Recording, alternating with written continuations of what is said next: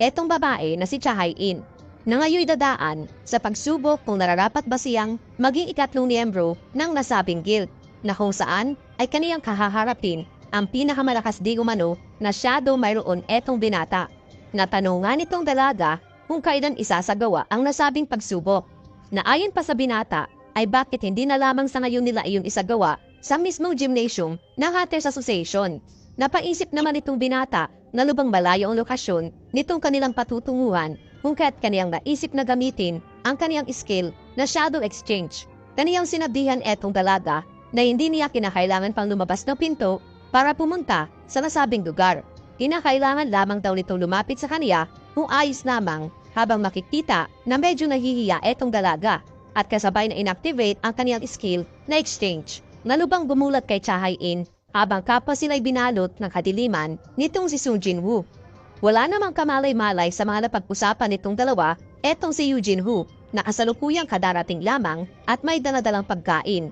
Laking gulat na nga lamang niya nang masilayan ang isang shadow nitong kaniyang kaibigan na naroroon sa kanilang opisina, na siyang kumain ng mga dala nito, kasama na ang platong pinaglalagyan.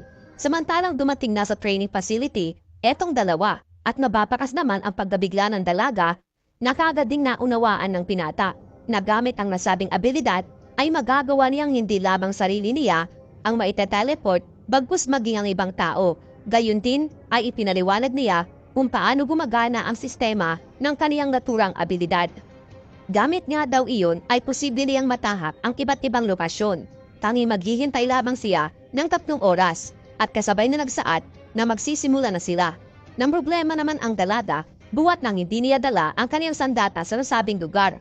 Natanong naman siya ni Jin-woo kung iyon daw ba ay yung pickaxe na dala niya sa nakaraan, na mas lalo lamang nagbigay ng kahihiyan dito kay Cha Hae-in, na agad namang pinawi ng binata. Ayon pa nga kay Hunter Cha Hae-in na mayroon nga daw doong silid na pinagtataguan ng samot-saring mga sandata sa pakikipaglaban, na kaniyang agarang tinungo. Nakita nga niya ang napakaraming sandata na ayon pa nga sa dalaga ay hindi man daw iyon naaakma sa kaniyang estilo, ay ayos naman kumpara lamang sa pagsasanay, at kasabay na pinili ang isang malaking espada mga master. Medyo kinestyon naman siya ng binata sa kaniyang napili, na sinagot naman ng dalaga na ayos lamang iyon. Buwat sa ang halimaw na kaniyang makakaharap ay hindi rin nalaban batay sa kanilang napagkasunduan. Agad namang nakuha ng binata ang punto ni Hunter Cha at napagpasyahan na hindi isang ordinaryong shadow ang isasabak laban sa kaniya. Dito ay tinawag niya etong si Igris na siyang pinakamahusay di umanong kabalyero mayroon sa kaniyang hukbo. Tinanong siya ng dalaga kung papaano ang pagdedeklara ng panalo sa naturang laban. Sinagot naman siya ni Jin-woo na kung magagawa nitong talunin ang kaniyang shadow o kaya hanggang sa sumuko etong si Cha Hae-in.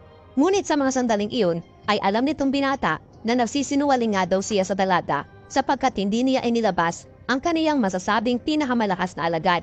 Buwat ng marahil mabibigay ito ng trauma sa kaniya at nais na simula na ang kanilang sabupaan. Naghanda na rin etong dalaga nang bigla na lamang may naisip etong si Jin-woo at hiniling na kung maaari ay ibaling muna nitong si Cha Hae-in ang kaniyang paningin sa ibang dako, habang inilabas ng pinata ang isa sa kaniyang mga sandata at ipinagkaloob ito kay Igris. Pagkatapos noon ay nagbigay na ng hudyat etong si Jin-woo para kanilang simulan ang kanilang magiging sagupaan. Unang ang kumilos etong si Igris at iwinasiwas ang kaniyang hawak na espada, na lumika ng napakalakas na tama ng kidlat sa lapag patungo sa dalaga. Magkaganoon man ay mabilis pa rin itong naiwasan ni Cha Hae-in, na inasahan naman itong si Jin-woo na kaniyang magagawa, at kasabay na gumawa rin ito ng kaniyang counter-attack.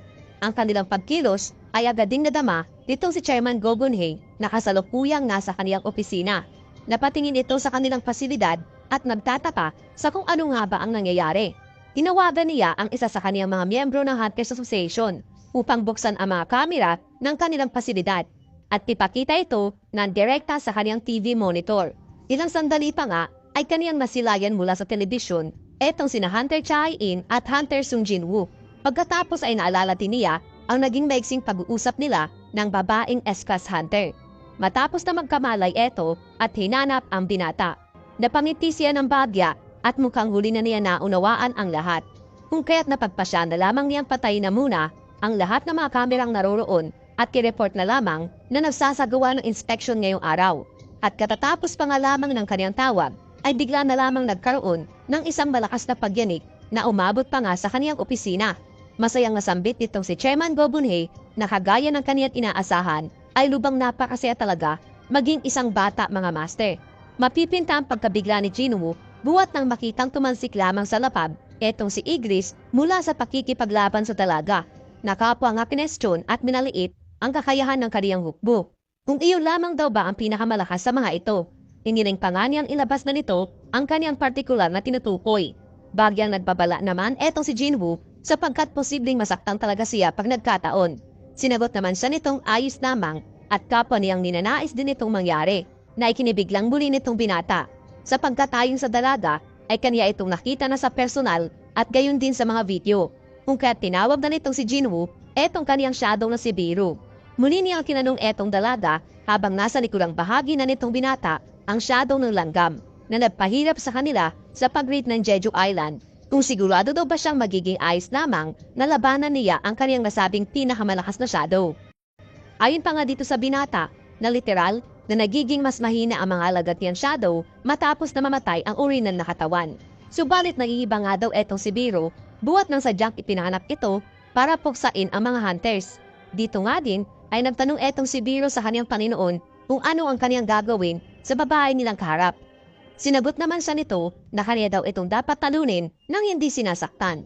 Naunawa naman ito ng kaniyang alagad na kaagad nagpakawala ng isang napakalakas na sigaw na nagawa ngang basagin ang mga salamin na nasa bahaging kisame.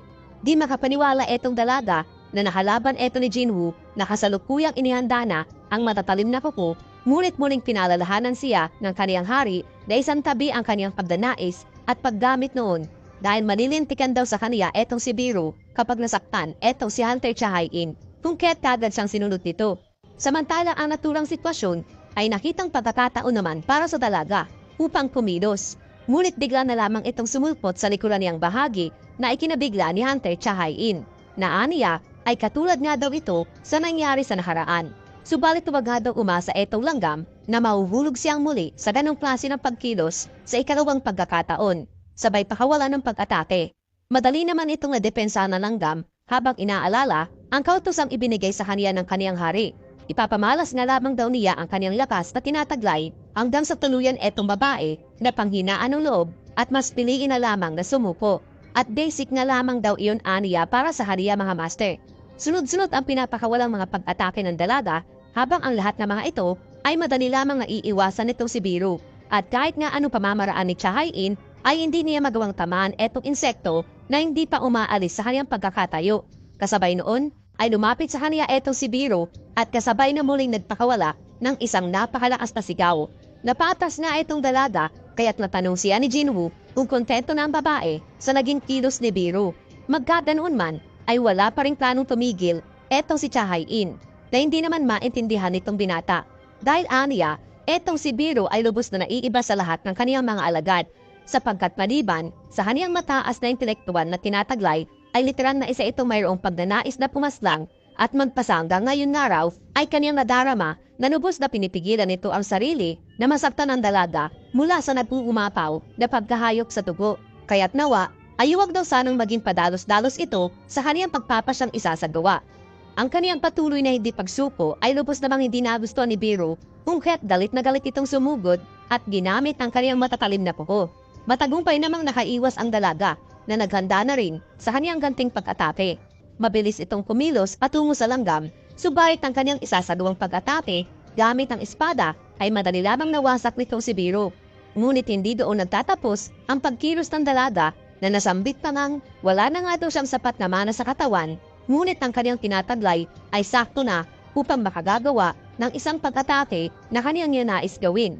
Kagad na gumawa nga ito ng espada mula sa kaniyang mana na tinawag niyang Blade of Light at sa ataking ito ay matagumpay na nagawang tumagos sa bahaging dibdib nito si Biro na ikinabahala ni Sung Jinwoo sapagkat sa mga oras na iyon ay muling nanumbalik sa kaniyang isipan ang isang partikular na kautusan mula sa kaniyang dating reyna noong siya ay sinilang at iyon ay ang paslangin ang sinumang kalaban na nasa kaniyang harapan. Kung kaya't ngayon ay itinuring na ng kaniyang isipan na etong babae si Chahayin ay dapat niyang tapusin na at mababakas ito sa talim ng kaniyang mga mata at talas ng mga kuko. Sumigaw naman ang napakalakas etong si Jinwoo upang huminto etong si Biro sa pag-atake sa dalaga. Ilang sandali pa nga ay isang muling napakalakas na pagsabog ang yumanig sa loob ng naturang pasilidad. At ating masisilayan, nakapit-kapit itong binata ang mga kuko ni Biro habang inulit ang sinambit nitong paalala sa kaniyang alagad. Kaniyang kinamusta ang kalagayan ng dalaga habang mabilis na lumayo etong si Biro na nanginginig din na kayuko at humihingi ng kapatawaran mula sa kaniyang hari na mababakas sa pagmumuka ang pagkadismaya. Lumapit etong binata kay Chae-in at tinanong siya kung bakit nito inilalagay ang kaniyang sarili sa ganong kadelikadong sitwasyon para lamang maging miyembro ng isang wala pang pangalan at napatutunayang guild. Isa lamang daw itong pagsusulit na hindi dapat seryosohin ng isang hunter na nasa kaniyang kalibre. Kaya't muli niya itong tinanong, subalit muli na namang natameme lamang etong dalaga at walang planong sumagot. Kung kaya't nasabi na lamang ni Jinwoo na marahil ay interesado sa kaniya etong si Hunter Cha. Sa kaniyang narinig ay nabigla naman etong dalaga, samantalang naisip naman ng binata na mali ang kaniyang naiisip. Ngunit dito ay nagpasya ng basagin ni Chae-in ang katahimikan.